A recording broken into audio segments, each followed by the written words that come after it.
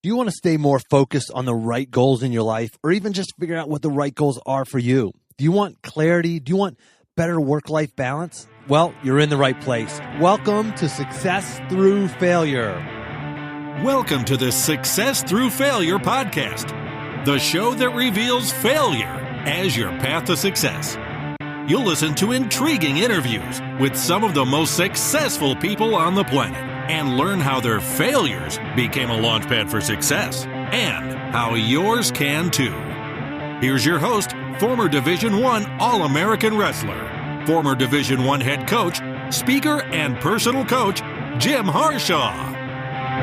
Welcome to another episode of Success Through Failure. Today, I bring you Dr. James Kelley.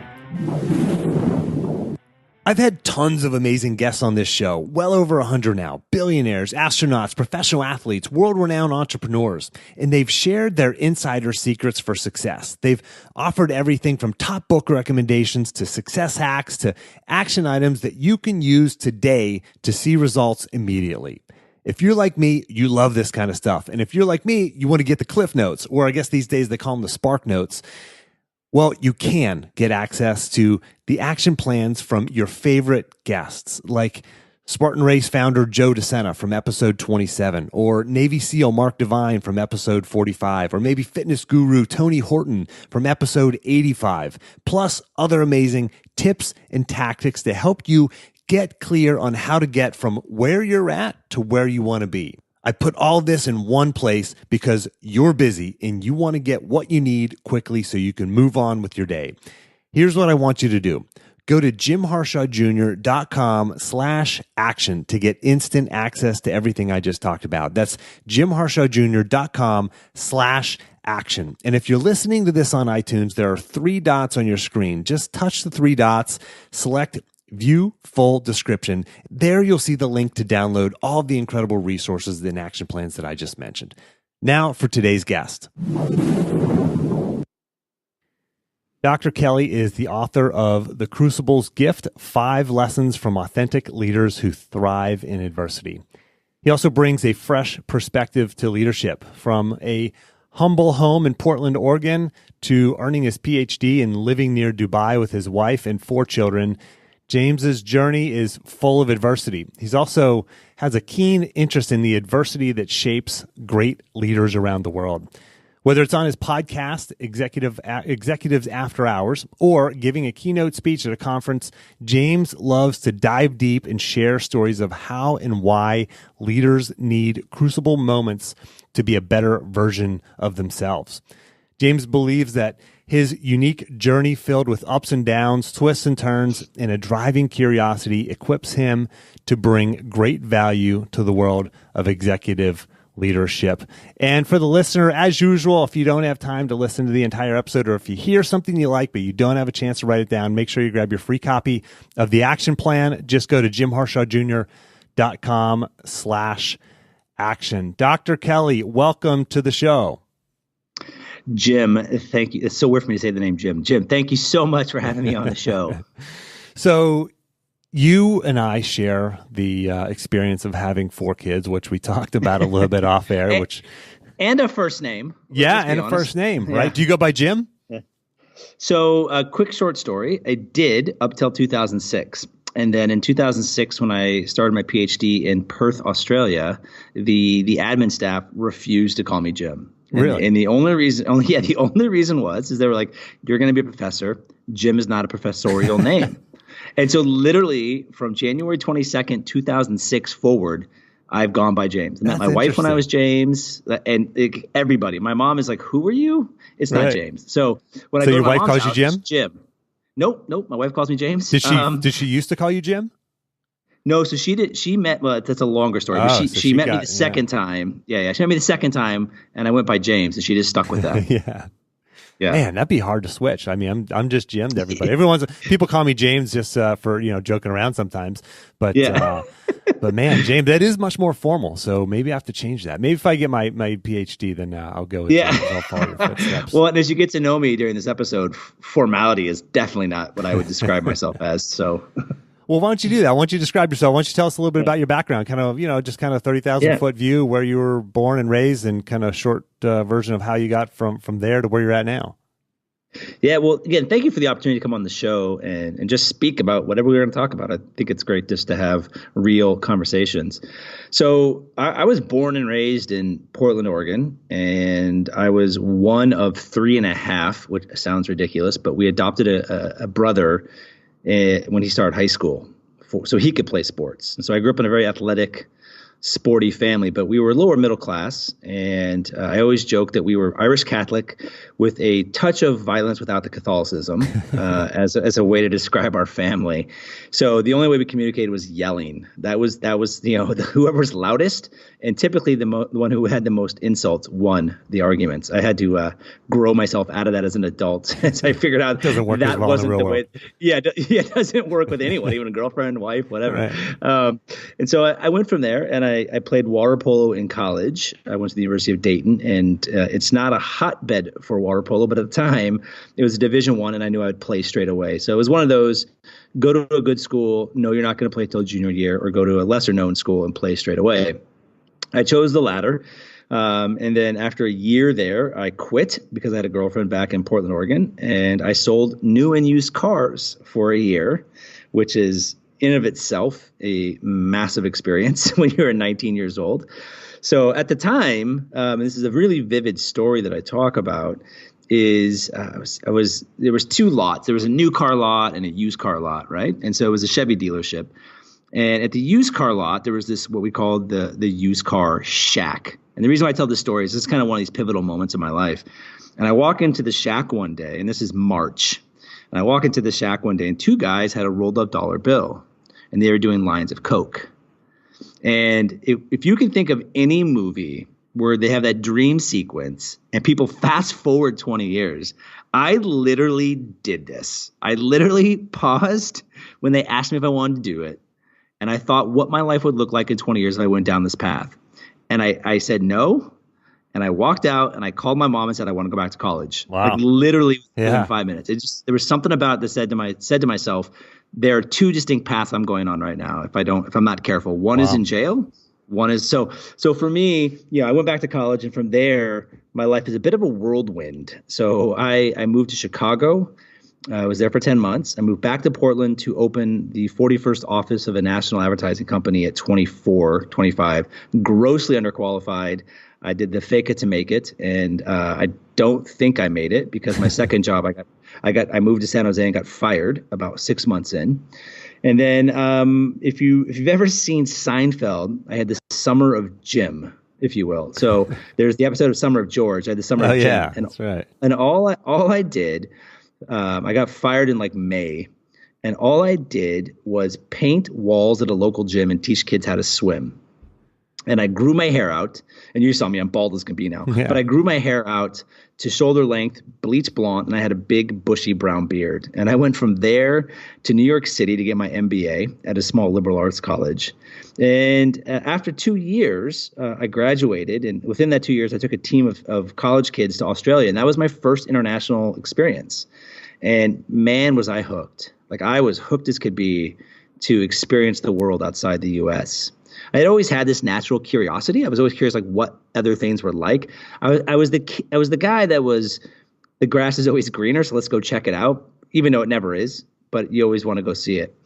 So after I got back from Australia, I decided to go live in Tokyo, Japan. And so I spent a year in Tokyo teaching English, and I came back after that, and we're 2003 at this point. And I lived with my mom again, so it's cool. I'm 31, living with my mom. It's all cool. Very cool. It's all cool. Yeah, all cool kids do that. Right. And so in that process, I had applied for the Peace Corps, and I was doing basically new business facilitation. I was cold calling government agencies, things like that, for a software company. And so I had applied for the Peace Corps because I'm like, all right, I've got to get my act together on some level because I don't know what I'm single. I'm with my mom. Like it's just not a good formula for future success. And I'm living the dream.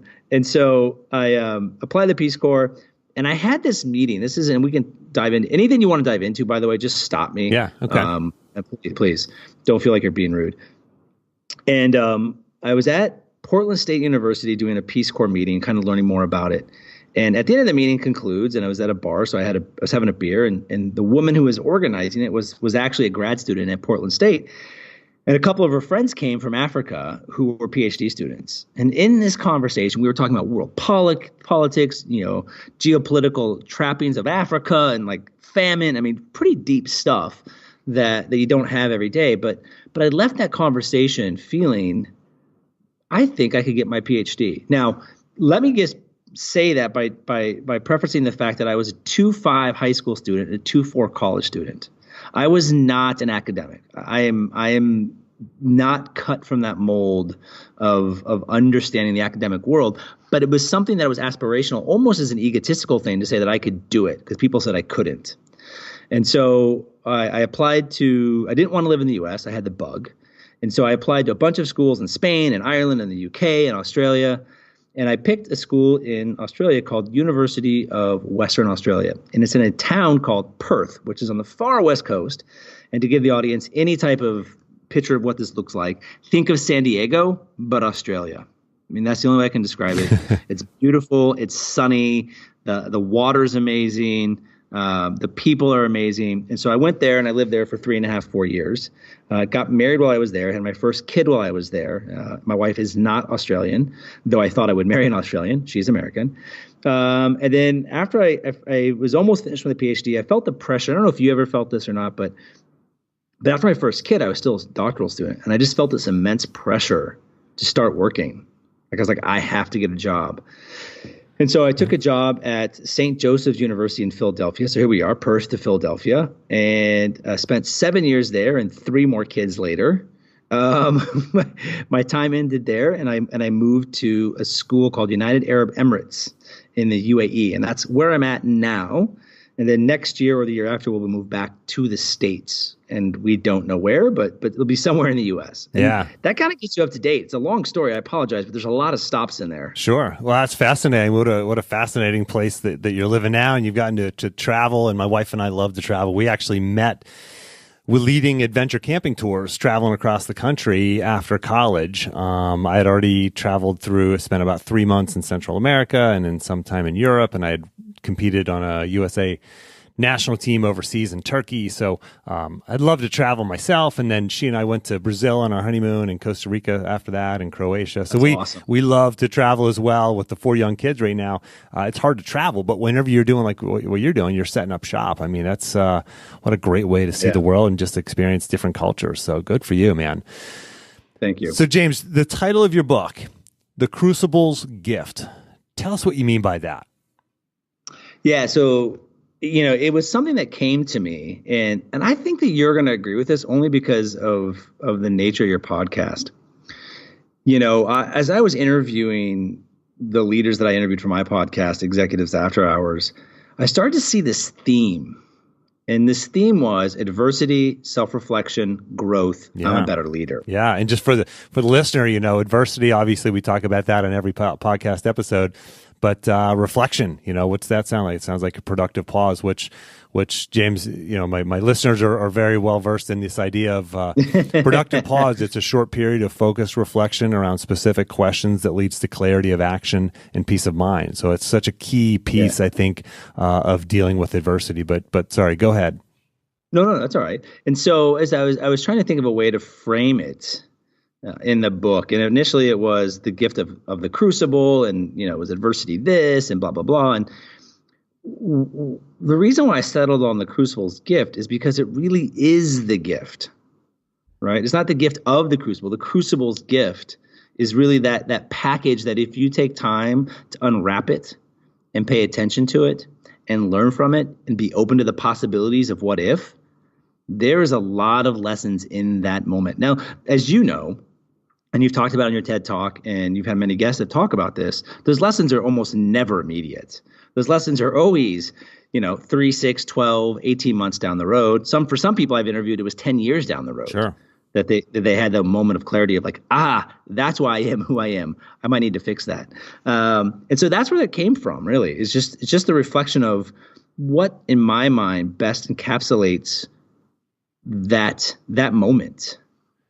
So for the listener who is sitting there and they're struggling with something right now, or maybe it was a year ago, maybe it was longer than that, but they failed, or they're struggling and they're facing some kind of adversity, or they've faced some kind of adversity in the past, and maybe subconsciously, and I'm challenging you a little bit right now for the listener, I'm challenging you, think about maybe some limiting beliefs that you have about yourself or about your potential or about what's actually possible in your life, because we all have these sort of dreams and hopes and visions, and oftentimes we dip our toe in the water and the water's hot and we don't want to go back in, and because we face that adversity, we face a little bit of that headwind, and we go, ooh, maybe this is going to be a little bit harder than I thought, or maybe a lot harder than I thought, or maybe it's not even possible. We have that thought.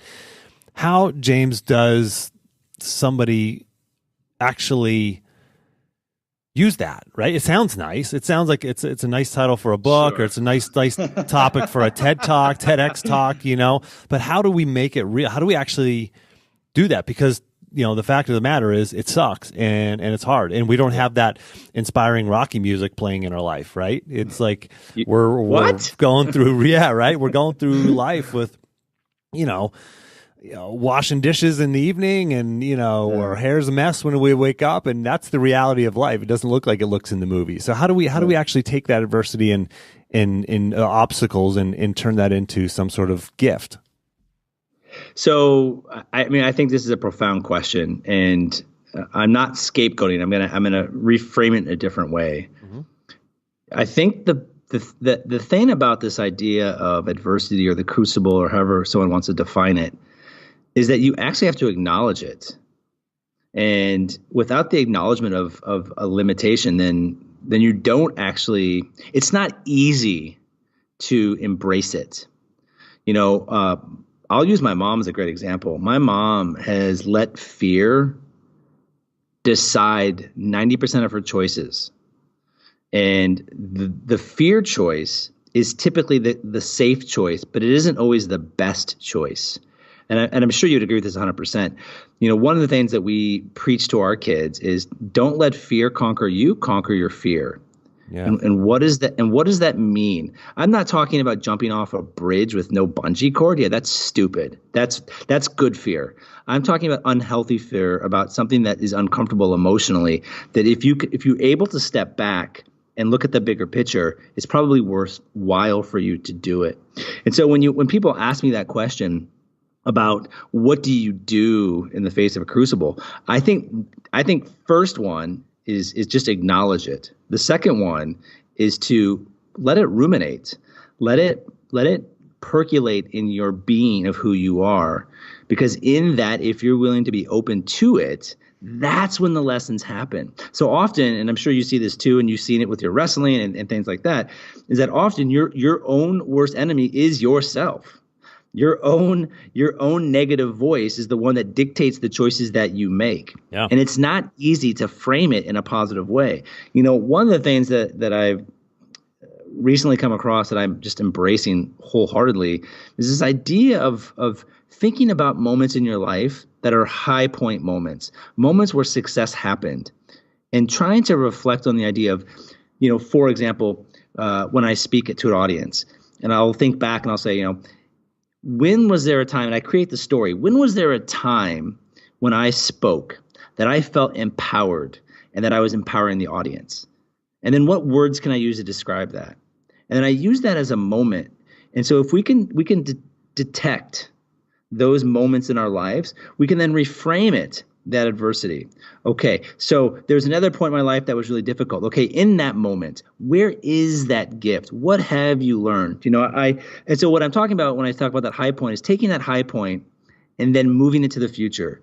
So if I'm speaking again in 3 or 4 weeks or 3 or 4 months, it's thinking about, okay, in that high point in the past, what were the factors or moments or words that described it? How do I replicate that again in the future? What do I need to do to break that cycle that I might have?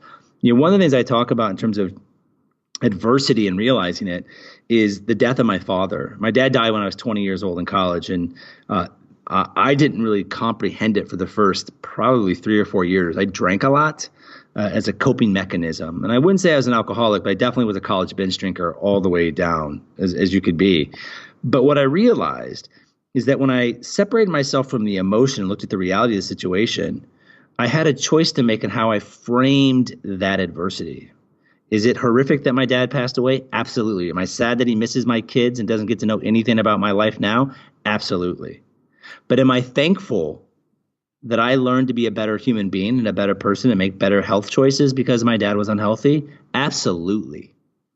And so it's not focusing on what could have been. It's focusing, for me at least, on what I can control and what I can do moving forward to have a different experience that's more positive for those around me. I don't know if that makes sense. Makes a lot of sense. So you're actually taking that time to, like you said earlier, to reflect and to think about this. And most people just kind of let it simmer underneath. They, first of all, like you said, you got to acknowledge it. And I think a lot of people just don't acknowledge it. They just ignore it, or they bury it and they don't talk about it. Or if they do talk about it, it's in nothing but a negative fashion. Of course, there's their negatives, their challenges. It's a victim mentality, and that might be hard for some listeners to hear, and even for myself. I think about sometimes where I'm like, when, this for this, I can't do this for this reason, or can't do that for that reason. But it's like we've got to admit that's if that's in there, we've got to bring it to the surface. Productive pause. We've got to bring it to the surface. We've got to reflect on it. We've got to have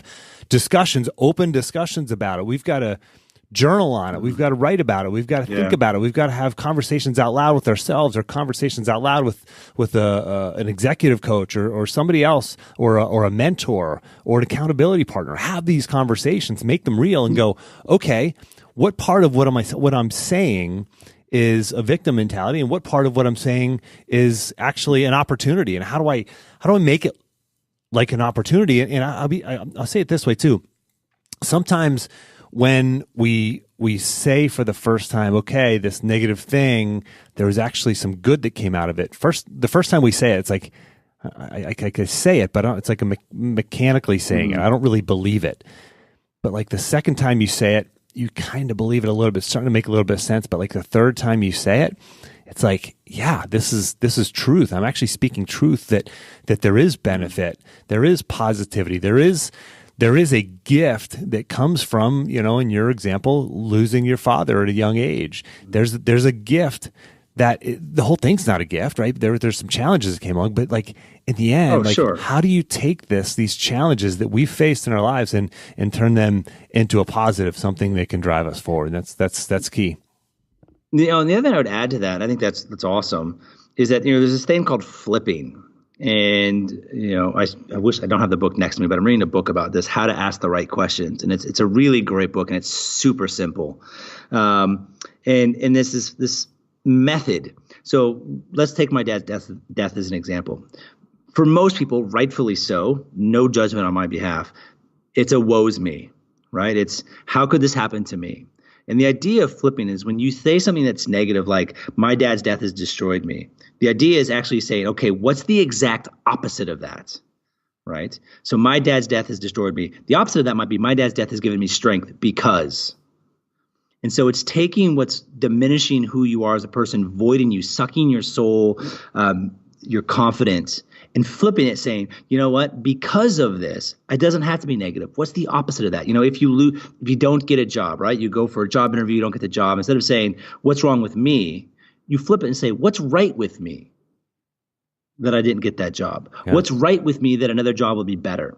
And it's this idea of taking these negative thoughts that you have in your head, or negative questions that you're asking someone, like, what is wrong with you? Or why didn't I get what I wanted, whether it's food or restaurant, whatever it is, right? It could be any minor thing. I'm coming up with awful examples right now, but my point is that it's taking the negative question and literally saying, what is the exact opposite of that? Sure. And that's the right question you should be asking. Yeah. Not the other one. And I want to add on to that this isn't just for someone who's struggling in the sort of normal sense of the word, because I have a lot of people who are, very successful, sort of in the outwardly looking, the way the world defines success, making multiple six figures, or millionaires who listen to this, or professional athletes or former professional athletes. They're saying, that's not me. This, I don't need to hear this. This message isn't for me. But yes, it is, because I work with some of those people that I'm talking about, and they're very successful, and the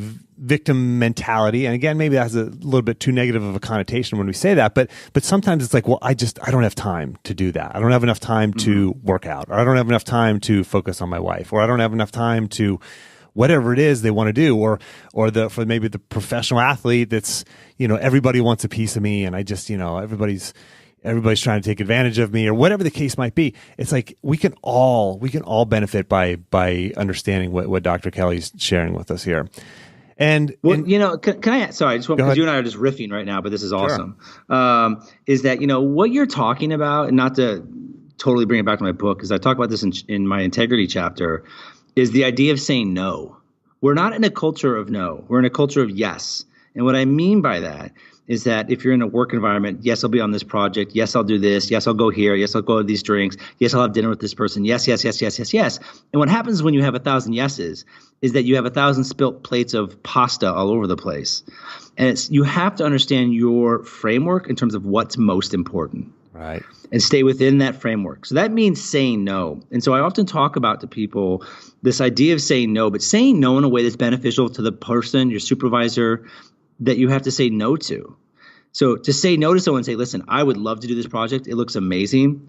My plate is full. And if I do this project, I'm not going to do a great job on something else or on this. And I want you to look good for your superior. So we need to compromise on either another project off my plate, or we need to get this to somebody else. Yeah. Most people in a position of managing, good managers, authentic managers, will embrace that with your level of integrity and honesty wholeheartedly and work with you on that. And I think that's really important, that people are like, I can't say no to something. I think that's BS. And if you can't say no to something or someone, if it's benefiting you and them, then you're in the wrong place in the wrong environment. That's just, I feel pretty strongly about that. Yeah, I agree. I always say saying yes to one thing inherently means you're saying no to something else. So you've got to understand what is, like you said, most important, not what's important, because there's a lot of things that are important. It's like what's most important. And when you're spending your time on your highest value tasks, your highest value work, that's when you really move the needle, because there's a lot of important stuff, but it's like what is most important. And so you talk about acknowledging our adversity, right? Acknowledging maybe failures in the past. And you also talk about being an authentic leader. So as a leader, whether the leader that's listening is a manager, an entrepreneur, maybe they're a CEO, maybe they're a teacher, maybe they're a parent. As a leader, is it okay for us to share our adversity? Is it okay for us to share our failures? I had a sarcastic comment, but I'll refrain. I was going to say, does the bear poop in the woods? No, you said it, so that's good. Yeah, I guess. It's like President Trump, like after he's like, I'm not going to say it, but, and then he says it. So. Yeah. tweet. I'm a jerk. Okay. Right. Listen. I think humanity. I think we've lost the sense of humility and humanity in our society, and that we are all people and we all put pants on the same way, and we all have problems, we all have struggles, and otherwise. And there's a difference between whining and stating facts, and I think we have to be very clear. There are the people who are takers and people who are givers, and people who take emotionally and complain a lot and exhaust you. That's a whole other conversation in terms of how you deal with them. But if you're somebody who says, listen, I lost a father, I had bankruptcy, I'm getting divorced, these are all common themes that happen in people's lives. You have to acknowledge it. And one of the things that I talk about in the book is this idea of compassionate leadership. I think for me, in today's world of collective leadership, which is where we're going, this idea of collective decision making and collective leadership, you have to have people who are comfortable enough to say what they're not good at and what their shortcomings are, what their adversity moments are. Because if you acknowledge that, how do you start building connections? In your podcast and my podcast, one of the things I pride myself on is sharing my story. And when you share your story, the person on the other side automatically, almost always, brings down that wall. And they share something. I've had people tell me, you know what, I've never said this before on any podcast ever. And that's across, 180 episodes that I've done. I've had that happen to me probably 15, 20 times to people who've been on a lot of podcasts, because we're sharing in a real conversation. And to me, in an organization, there's the TMI moments for sure, and you have to feel out the colleague that you're having it with. And in today's current environment, for me, that line is very gray nowadays, and I'm not totally sure where that is sometimes, to be honest with you. But I do feel like sharing real moments in your life of struggle actually builds a compassionate, honest, relationship-focused environment, culture. And there's research that talks about this. There's research that says when you have a compassionate environment, when you have an environment full of integrity or being honest, when you have an environment that actually perpetuates positive moments, micro moments of meaning, you actually have better ROI. And these are all soft skills that hardcore CEOs that are old school, that don't fully understand, miss, because all they're looking at is return on their investors, their shareholders. And the mistake on that is that's a 3-month cycle, and you're missing the bigger picture. Can you share maybe your favorite story or favorite lesson from your book? Yeah. Oh my God. So the book is chock full of stories. And so just let me frame how I wrote the book. I wrote the book, and I looked at and I transcribed about 140 of the interviews that I did. And each one of my interviews are about an hour long. And I took excerpts of some of those interviews that I think made the points that I wanted to make. Not huge, long, like 3-page dialogues, but like 2 or 3 paragraphs. And so those are sprinkled throughout the book with about 40 to 50 leaders across from Fortune 2 companies all the way to entrepreneurs. So it's a wide spectrum. There are a couple of stories that really stick out to me, but the one that I like to share is from a woman named Bridget Mayer, and it comes in the second chapter, which is really called chapter 1, the Crucible. And you know, she had this amazing. Bridget had this amazing upbringing. So she was raised up till 9 in a single flat with her 6 siblings, sleeping on the floor because her mom was a prostitute and a drug addict. And at 9, she had been in and out of the hospital. She at one point couldn't drink out of the sink, so she had to drink out of the toilet because her mom would disappear for days at a time. And food from the garbage can and wherever maybe she didn't eat. And so her and her 2 siblings get adopted by the same family, one older, one younger. The result of that, which you would think would be the same controlled environment, and in fact, you would understand if the older sister actually acted out. They both were sisters of hers. But what happened is the older sister eventually commits suicide later on in life. The younger sister is in and out of rehab. And Bridget goes on to be a collegiate runner, goes on to open an art gallery in Philadelphia, becomes a multimillionaire by 30, and now has another secondary art gallery art consulting firm in LA. Is internationally known as one of the top art gallery owners in the U.S. now. And she is, I think, 39, if I remember correctly. Wow. So why is it her, in her situation, in her environment with her 2 sisters, excels? And the only thing she could come up with, and we had this conversation, and I asked her, is that at different points in her life, there was always somebody at some point in some moment had this micro moment that impacted her in a way that made her think slightly different. Yeah. That made her want to have a different result. Is that in her? Is it environment? I don't know. But that's one of the stories about someone who had these massive crucible in their life who is thriving as a leader. Yeah. Thriving. Yeah. It's interesting to think of it that way. Like those micro moments. I grew up around just, thankfully, Olympians and high performing people who were positive and striving to achieve their best, and you get these little micro moments that you'll never be able to track them back, but you kind of have these key people influencing you in putting data into your mind and helping you think and approach things in a little bit different of a way. And that's what I talk for my clients and for longtime listeners. They know about the environment of excellence. It's something that every high-performing athlete has in their lives, and I had that in my life. I had coaches who held me accountable and coached me and lifted me up and fed me the right information into my mind. I had teammates who held me accountable, and I held them accountable. And gosh, I used to listen to a positive mindset audio that my chiropractor recorded for me, and I would just listen to this thing, and that's awesome. And I would visualize, and I would learn from these people, and they would tell me, Jim, visualize. Jim, write down your goals. Jim, write in a journal, and I could either do, at some point I had to make a choice whether I was going to do these or not do these things. But all of those, it's such a good point. All those little micro moments that add up, and it's like, that stuff's so important now. A lot of people just kind of move out, for the former athletes listening, you move out, you had that as an athlete and now you don't. It's like, well, how do you recreate that, right? How do you recreate that environment of excellence? And that's so, so important to have. Well, and I think that from an athletic standpoint in the U.S., this is just my perspective. I think we have a very broken model. I think we have basically run the kids to death while they're young, burn them out by the time they get through college, and then a lot of them don't want to do a damn thing. And we're not, when I lived in Australia, one of the things that I found fascinating, and Australia has a lot of really talented athletes. And what I found fascinating is that it was about a culture of sport, not a culture of being part of a sport, if that makes sense, right? Like, so swimming inevitably is a 24/7 sport. Wrestling is a highly, what's the word I'm looking for? A highly, I was going to say competitive.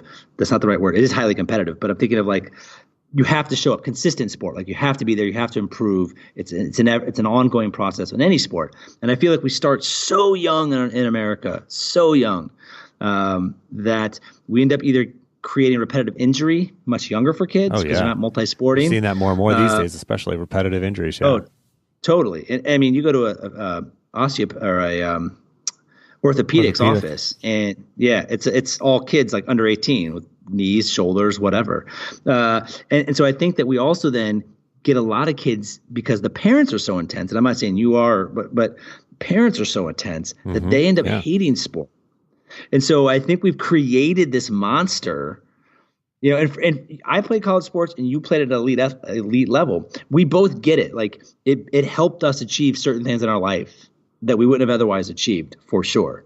Right. Absolutely. But at what cost? For you, it worked out, but what about the other 70% it doesn't? Yeah. At what cost? Yeah. And so I think that the way that we frame sport in the U.S., at least from my perspective, is that it's not about being active as a human being. It's about trying to accomplish a scholarship to get a free education. Yeah. It's about, in the sport of wrestling, it's like, it's about winning a national championship at 8 years old. There's literally coaches who, and parents and families who, like, they strive for, in wrestling, it's the Tulsa national championships, or it's okay to want to compete at a high level, but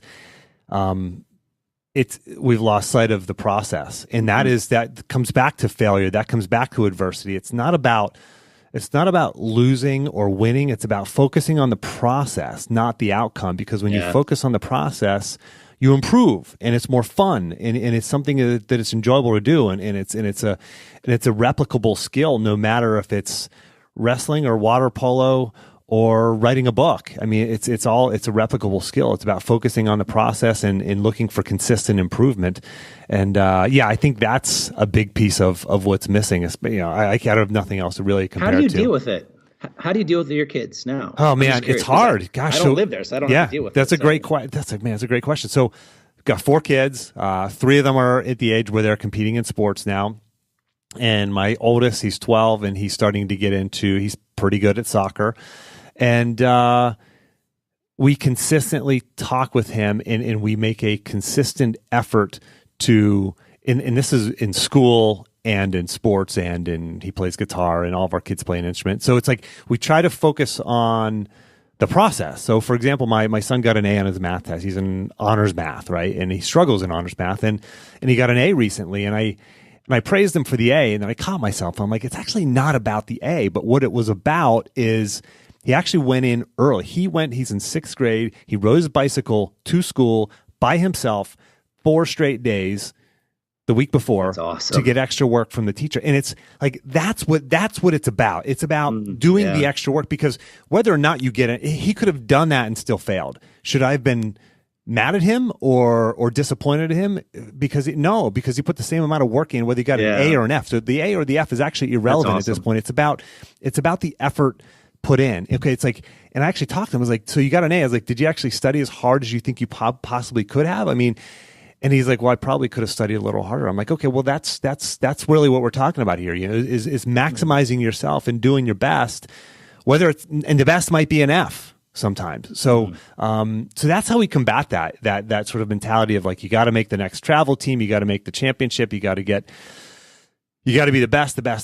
Our daughter just tried out for like the next level of gymnastics. And it's like, what do you like to do, honey? Do you really want to do this? She's 8, and, so we talk about, that scares me. It's scary, and like the next level for her is like the 5 days a week, 3 hours a day thing, and I'm not sure if we're ready for that, but anyway, and if she does, it's still going to be about the same thing. It's going to be about the process, not about winning the gold medal this weekend. So, anyway, that's how we combat it.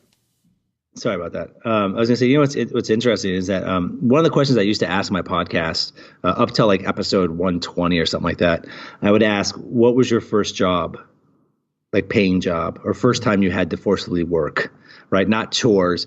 And the overwhelming response was, and how old were you, was the kind of the big thing I was looking for. And overall, the overwhelming response was between 11 and 13, they had some sort of job.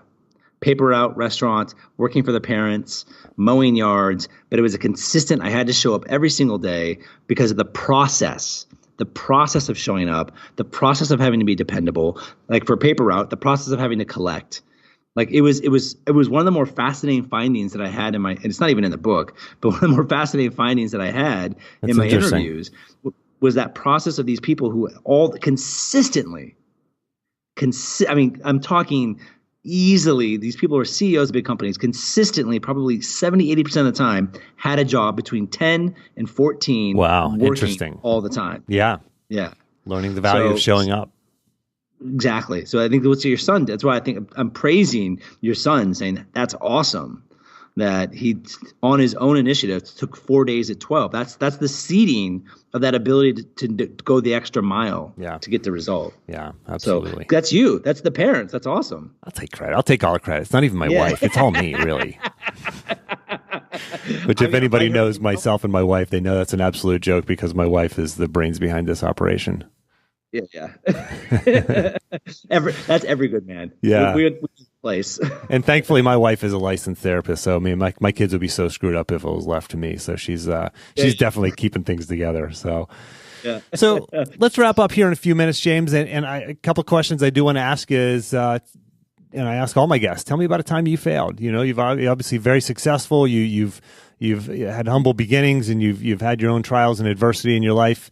Now you're a PhD, and you've got your published book, and you're doing a lot of great things and speaking around the world.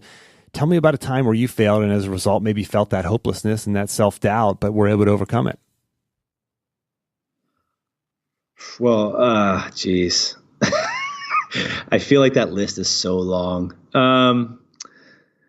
I honestly feel, and this is a total just cop-out answer. I honestly feel that, I'm calling it out ahead of time. I honestly feel that I perpetually feel like I'm failing forward, and that I'm not really a perfectionist, but that I can always find a better version of myself or a better version of what I'm doing. And so when you pick a time, I got fired from a job, that was a huge failure. And what did I learn from it? I didn't want to work in corporate America. So, okay, check. I failed in school. What did I learn from it? I'm not the type of kid that's going to have to memorize. I can't memorize things. I've got to be passionate about what I do. I've got to have a drive, a purpose. Okay, great. So that was a failure. And, I've failed in my marriage. I mean, I've made poor choices in terms of how I've talked to my wife or fights we've gotten in. And, I think for anyone, and I'm not trying to cop out, I'm just saying that every human being on this planet has had a failure, and multiple at that.